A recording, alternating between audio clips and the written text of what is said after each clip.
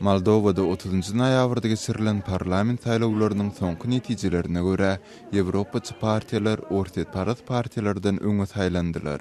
1-nji dekabrda tas ähli netijeleriň yglan edilmegi netijesinde 3 tane Ýewropaçy partiýa umumy sesleriň 44%-ni aldy. Emma ortak para sosialistik partiýa sesleriň aglabasyny eýiledi.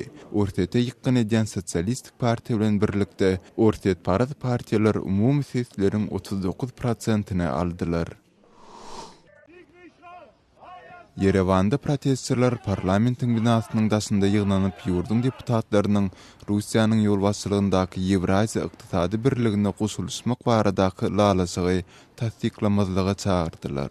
Gurrungy diýen resmi nama oktyabr aýynda ýurdun prezidenti Serge Sarkisyan gol goýupdy.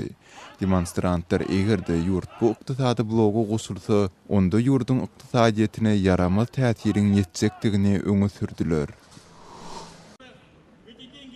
Russiýanyň Irkutsk şäherinde guruluşçylar we olaryň firmalarynyň menejerleri yerli häkimiň wezipesinden çekilmegini talap etdiler. 2000 oğly demonstrant häkimi paraxorlukda aýpladylar. Firmalaryň ýolbaşçylary para tölemekden boyun gaçyrandyklary sebäpli uly kontraktlardan mahrum edilendiklerini aýtdylar. Siz Azatlyk radiosynyň täzelikleri bilen tanyş bolduňyz.